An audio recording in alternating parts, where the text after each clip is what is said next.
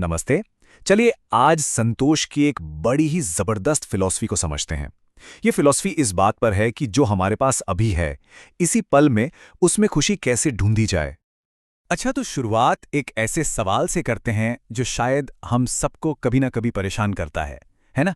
कि भाई इतना कुछ होने के बाद भी हमेशा ये क्यों लगता है कि कुछ कुछ तो कम है। तो आज हम क्या क्या देखने वाले हैं?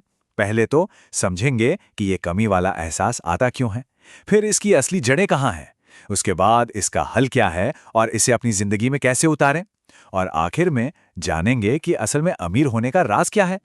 चलिए, तो सबसे पहले इसी एहसास की बात करते हैं। वो जो एक कमी सी लगती है ना, हम हमेशा नेक्स्ट बिग थिंग के पीछे भागते रहते हैं और इस चक्कर में जो हमारे ठीक सामने होता है उसे देख ही नहीं पाते। देखिए, होता क्या है कि हमारे मन की आदत ही है आगे की सोचना, अगली सफलता, अगली खुशी, अगली चीज। और यही हमारी बेचैनी की सबसे बड़ी वजह है। मन हमेशा भविष्य में दौड़ता है और हम उस पल से दूर हो जाते हैं जिसमें हम असल में जी रहे होते हैं। अब यहां से बात और भी गहरी होती है। ये जो असंतोष है ना, इसके पीछे दो बहुत बड़ी वजह हैं। पहली वजह तो ये है कि हम जरूरतों और इच्छाओं में फर्क करना भूल जाते हैं। देखिए, जरूरतें तो सीमित होती हैं, वो पूरी हो सकती हैं, लेकिन इच्छाएं, उनका तो कोई अंत ही नहीं है।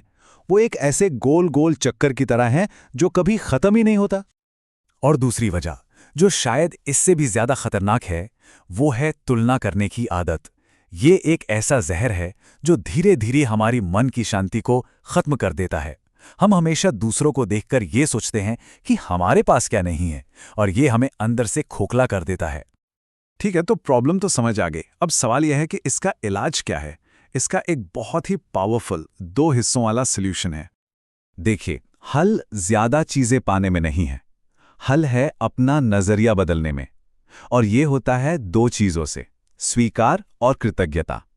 मतलब ये मानना कि जो है वो काफी है और जो है उसके लिए शुक्रगुजार होना। सच्ची खुशी इसी अंदर के बदलाव से आती है। इस बात को समझने के लिए एक फूल का उदाहरण सोचिए। एक फूल कभी ये नहीं सोचता कि उसे और बड़ा होना है या गुलाब बनना है। वो तो बस खिलता है। उसे अपने होने से कोई शिकायत नहीं है, और यही उसकी परफेक्शन है, उसकी खूबसूरती है। ऐसी ही एक और कहानी है एक किसान की।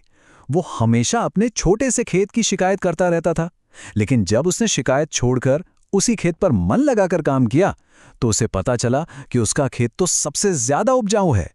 कमी खेत में नहीं थी, कमी उसके देखने के नजरिए में थी। तो मतलब साफ है, खुशी कोई मंजिल नहीं है कि कुछ पाने के बाद वहां पहुंचेंगे। ये तो एक चॉइस है, एक फैसला जो हमें हर दिन, हर पल करना होता है।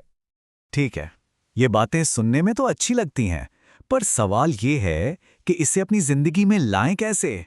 तो चलिए, अब कुछ बहुत ही सिंपल प्रैक्टिकल तरीकों की बात करते हैं। और घबराइए मत, ये कोई मुश्किल काम नहीं है। ये बस छोटी छोटी आदतें हैं जिन्हें अगर रोज किया जाए तो हमारा मन धीरे धीरे शुक्रगुजार होना सीख जाता है। तो ये आदतें हैं क्या? जैसे सुबह उठकर बस 5 मिनट अपनी सांसों पर ध्यान देना और इस बात के लिए शुक्र मनाना कि हमारा शरीर सही से काम कर रहा है। दिन में जब भी किसी से तुलना करने का मन करे तो खुद को धीरे से रोकना, और रात को सोने से पहले दिन की कोई 3 अच्छी बातें लिखना, चाहे वो कितने भी छोटी क्यों ना हो। और हाँ, दूसरों की मदद करना, इससे भी हमें एहसास होता है कि हमारे पास कितना कुछ है। और अब हम आते हैं सबसे जरूरी बात पर। असल में अमीर होने का मतलब क्या है? चलिए इसकी एक नई परिभाषा देखते हैं। असली दौलत बैंक में नहीं, बल्कि मन की एक अवस्था में होती है। एक इंसान जो संतुष्ट है वो झोपड़ी में रहकर भी बादशाह है, और जो असंतुष्ट है वो महल में रहकर भी किसी भिखारी से कम नहीं। तो बात घूम फिरकर वहीं आ जाती है। हर सुबह हमारे पास दो रास्ते होते हैं, या तो हम शिकायत करें या फिर हम शुक्र मनाएं। और जिस पल हम शुक्र मनाना चुनते हैं, उसी पल हम दुख के उस चक्र से बाहर आ जाते हैं। कभी कभी ऐसा भी लगता है कि भगवान ने हमसे कुछ छीन लिया है, लेकिन इस नजरिए से सोचें कि शायद भगवान सजा नहीं दे रहे, बल्कि हमारे हाथ खाली कर रहे हैं, ताकि वो उनमें कुछ और बेहतर, कुछ और बड़ा दे सकें। तो बस आखिर में इस एक बात को गांठ बांध लीजिए, जो कुछ भी हमारे पास है वो काफी है, अगर हम उसे प्यार भरी नजरों से देखें। अपनी कमी को भरपूरी में बदलने का राज बस इतना ही है,